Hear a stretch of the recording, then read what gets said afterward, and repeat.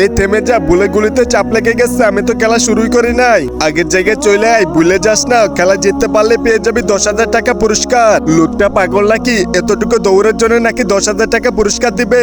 যাই হোক, আমি তো জিতে গেছি। চললে বন্ধু, আমরা দৌড় দিয়ে 10,000 টাকা জিতে নেই, আর পুরস্কারটা কিন্তু দুজনে ভাগ করে নিব। ঠিক আছে, তাই হবে। আমরাও এই খেলা খেলতে চাই। এক খেলা পাবলিক দুইবার দেখে না, তাই তোমাদেরকে অন্য খেলা খেলতে হবে। তোমাদের খেলার পুরস্কার থাকবে 1,00,000 টাকা। তোমাদেরকে শুধু লাইটার ব্যতীত এই কাঠগুলোতে আগুন লাগাতে হবে। এটা তো সহজ কাজ, এখনই আমি পাথর ঘষে আগুন লাগিয়ে দিব। ঠিক আছে, মনে রাখো সময় কিন্তু 10 সেকেন্ড। আমি সময় গণনা শুরু করে দিলাম। আদিম যুগের মানুষেরা তো পাথর দিয়ে আগুন জ্বালাইছে, কিন্তু এখন জ্বলতেছে না কেন?